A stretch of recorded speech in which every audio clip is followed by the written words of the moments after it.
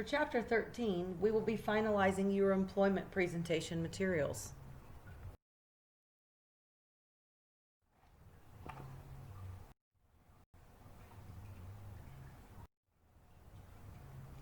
Preparing high-quality written materials is an essential part of a successful job search. Some documents are designed to outline your qualifications and let potential employers know what you can do for them. These include resumes, cover letters, and applications. Other materials that serve to support your claims include reference sheets and portfolios. Anything you submit in your bid for employment is a form of personal advertising. Written materials reflect who you are and what you can do, so apply your best organizing, writing, and spelling skills to your creation. Remember, anything you write is permanent. What's on paper you can't change.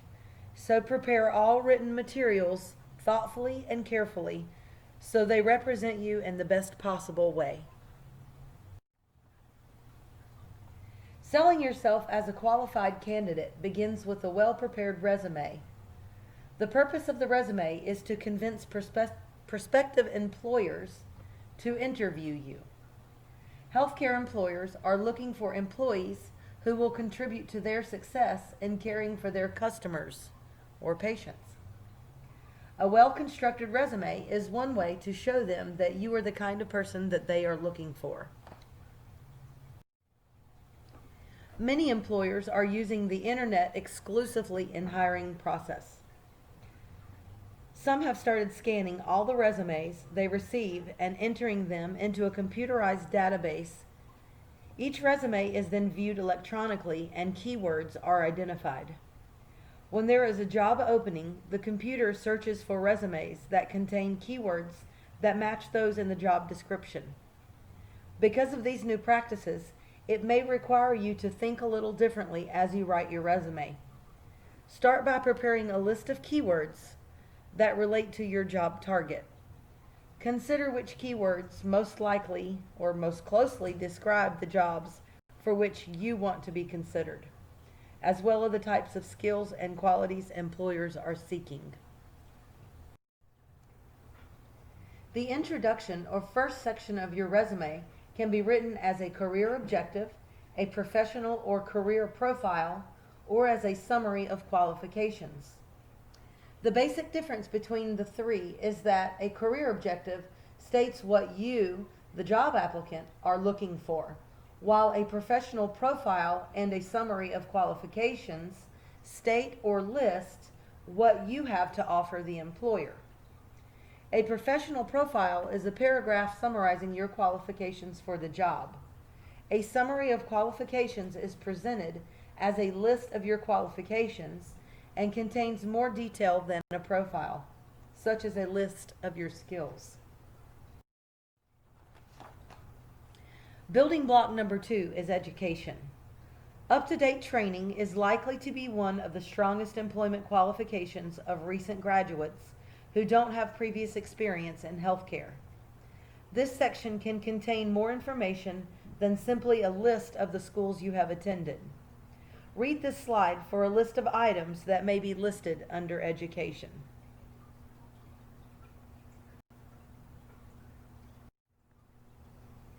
For building block number 3, to avoid duplication, include the professional skills and knowledge section only if you do not introduce your resume with a summary of qualifications.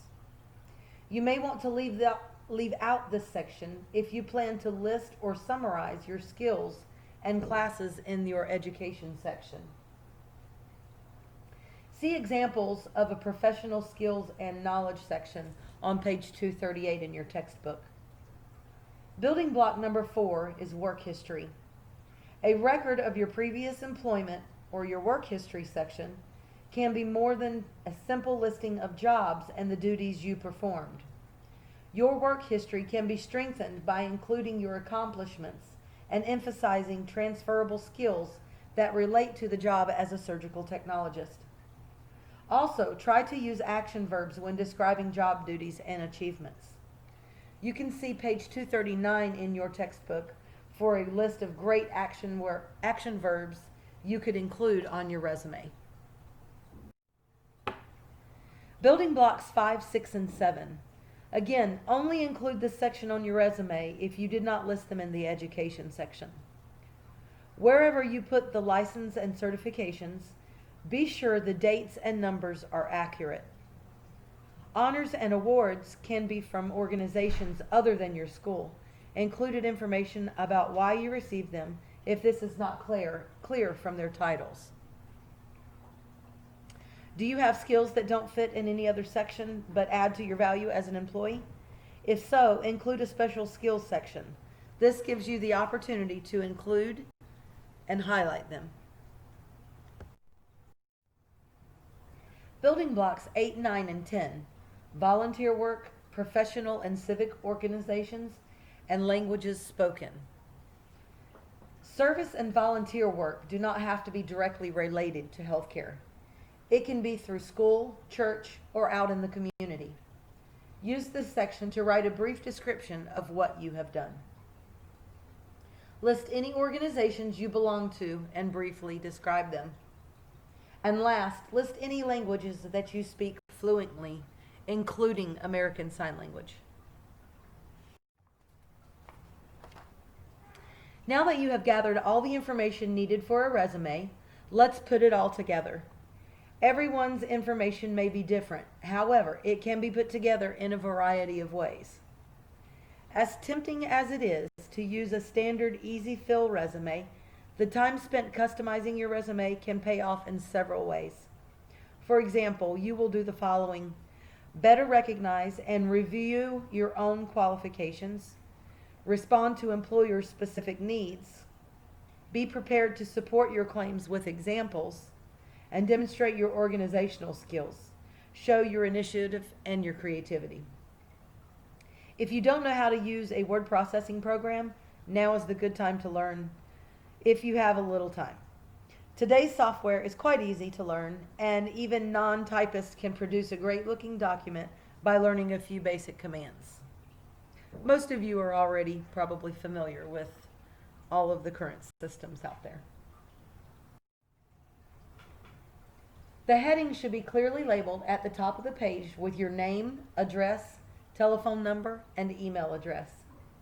The introduction from the resume building block number 1 helps prospective employers quickly see whether there is a potential match between your qualifications and their needs. Select the best type of resume that works for you. The 3 basic types are chronological, functional, and combination. The chronological resume emphasizes your work history.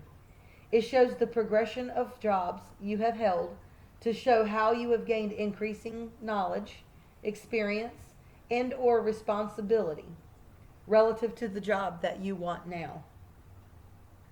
This is recommended if you have held previous jobs in the healthcare or in other areas in which you had increases in responsibility or a strong record of achievements.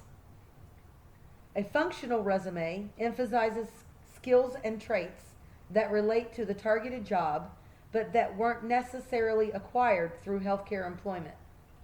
They can be pulled from both work and personal experiences.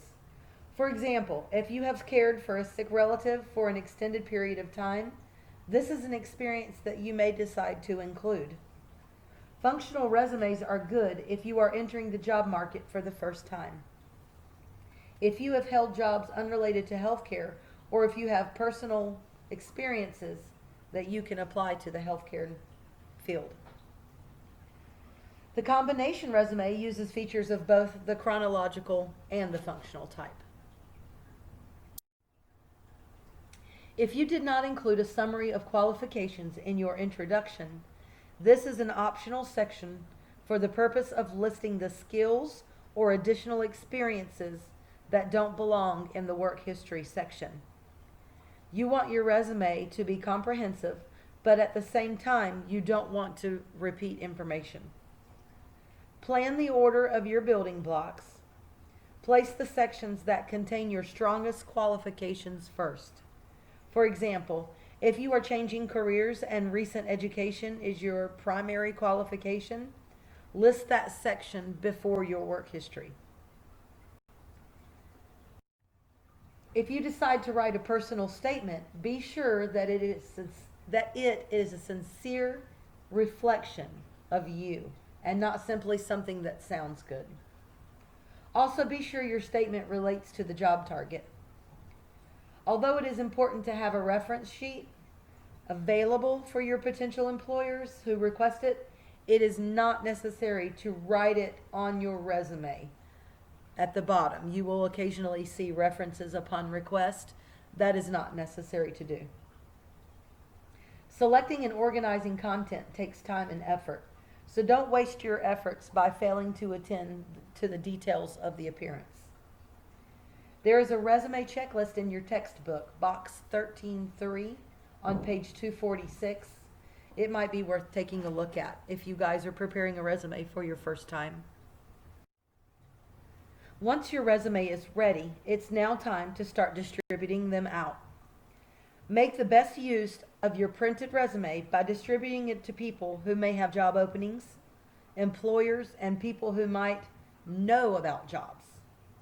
Take copies to interviews, even if you have already sent one in advance. Career fairs are a great place to go, and the human resource departments of all and any healthcare facility. Yes, you can drop off a resume.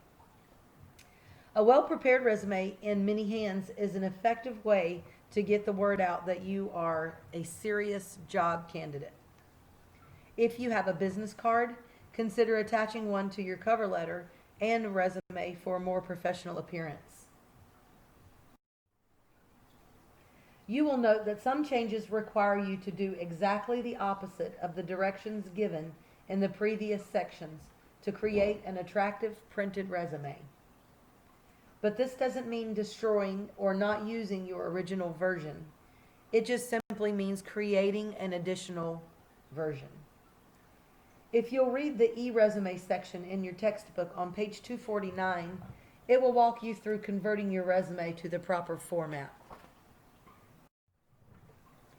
There are many types of websites on which you can post your resume.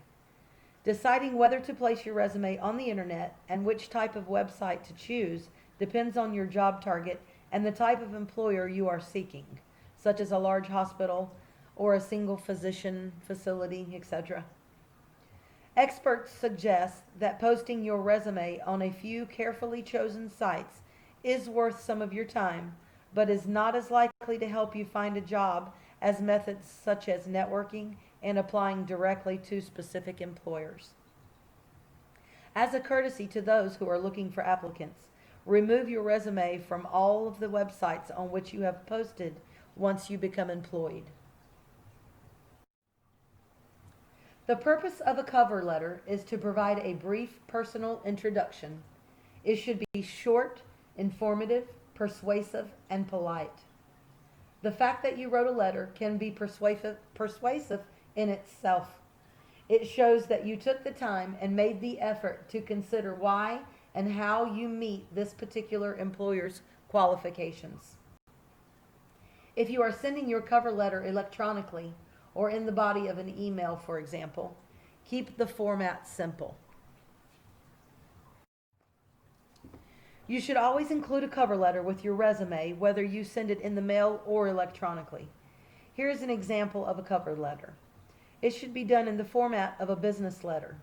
You can also see page 251 through 253 in your textbook for really good examples of cover letters. A cover letter for advertised jobs should mirror the words in the ad and explain how you meet the employer's needs. You may learn about unadvertised job openings through your school or from your networking contacts. Always mention the source of information in your cover letter. Make sure you get the permission from the contact person before using their name. These sources include the person who told you about the job, the employer's website, or perhaps an inquiry call to the facility.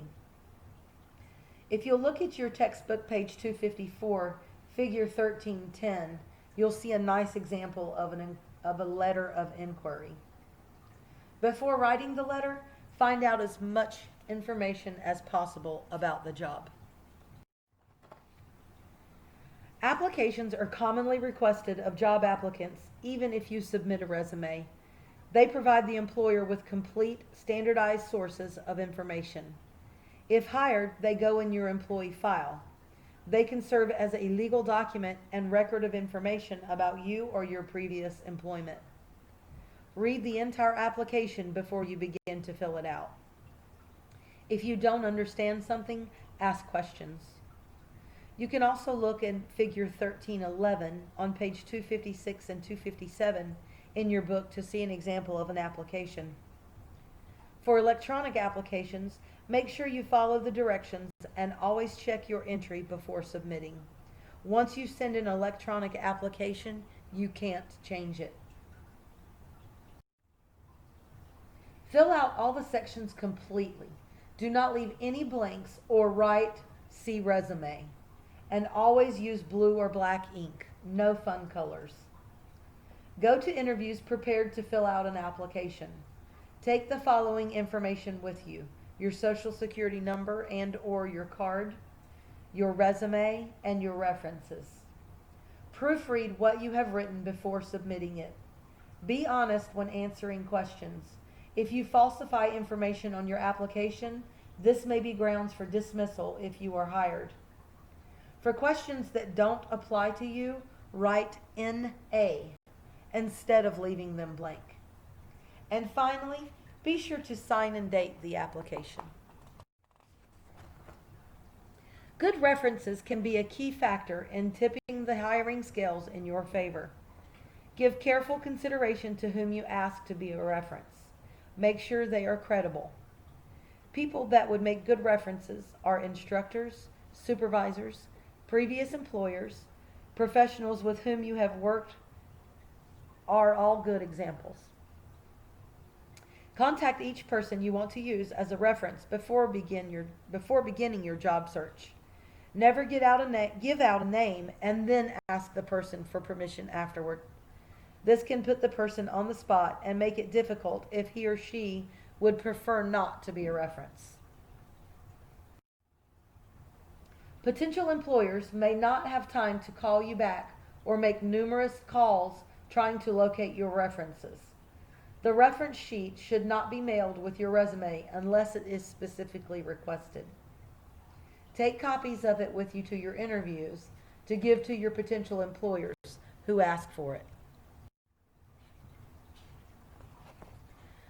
It is a good idea to request reference letters from employers throughout your career because they can serve as a good record of endorsements and your achievements over the years. Again, only ask those people who you believe can write a positive letter. Also, try to give people enough time to compose the letters. Make several copies of them to place in your portfolio and give to your potential employers who request them. The interview process would be the proper time to mention that you have these. Prepare a title page labeled Professional Portfolio and include your name, address, and telephone number. If you have a large number of items, number the pages and prepare a table of contents. Organize your materials in a logical order, grouping related items together in sections. Place them in a binder or presentation folder using plastic protection sheets. Portfolios are not generally sent with your resume, but take it to your interview. Don't simply hand it to the employer unless you are asked for it. Just simply mention that you have a portfolio with you. It is important that students remember accuracy, neatness, and orderliness on all written materials for healthcare jobs.